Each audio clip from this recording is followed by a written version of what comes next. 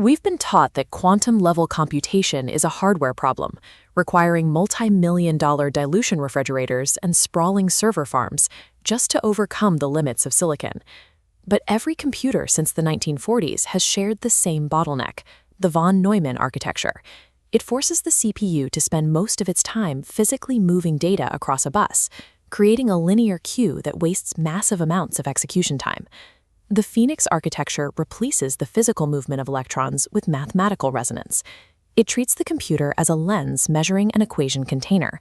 In this guide, we are going to deploy the Consensus OS to your local machine. We'll show you how to bypass the standard fetch-to-code execute cycle entirely. By reframing data as a continuous topological manifold, we can resolve logic through mathematical precision rather than raw energy. We're moving the goalpost from hardware supremacy to the supremacy of math. Standard computing suffers from state explosion, the fact that storing more data requires manufacturing more physical bits. Your storage and your RAM are currently bound by a one-to-one physical map. To break this, we use onion RAM. This mechanism decouples the location of data from its physical existence. Step 1.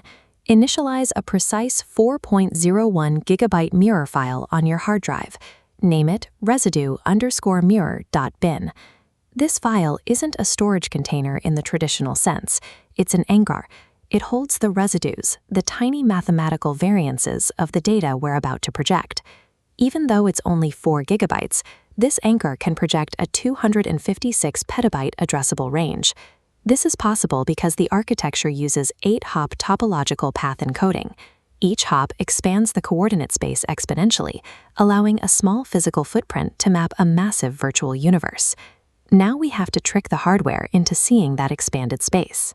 We do this by intercepting the boot sequence to tell the computer a white lie about its available physical memory.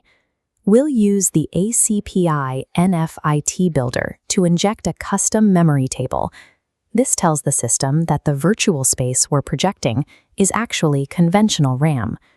In your bootloader, you need to force this topology detection by typing the parameter memmap equals 64G at 8G. Be careful here. Declaring more than 256 gigabytes initially will cause the kernel to stall during the EFI stub. This happens because the struct page allocation will overflow your actual 8 gigabytes of physical RAM. This intentional hardware forgery is the moment the legacy system is trapped. It now perceives an infinite mathematical projection as its primary reality. Execute the boot sequence. If you've done it correctly, you won't see the standard OS startup logos. Instead, the Consensus hypervisor takes over at ring -1, sitting directly on the silicon to load the sovereign OS. This activates the Loom motor, a 1,000-thread mathematical engine.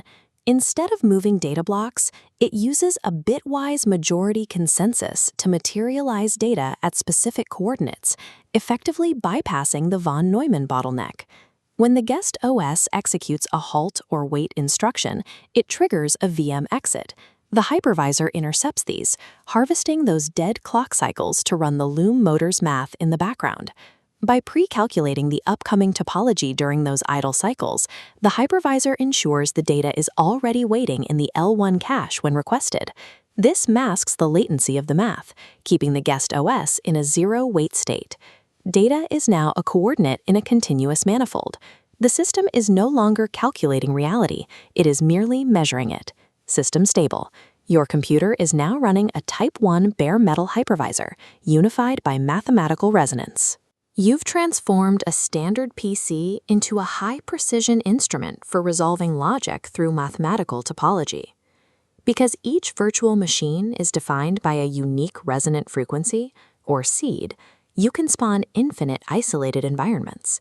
These wormholes occupy the same substrate manifold, allowing them to share the same physical hardware footprint without interfering.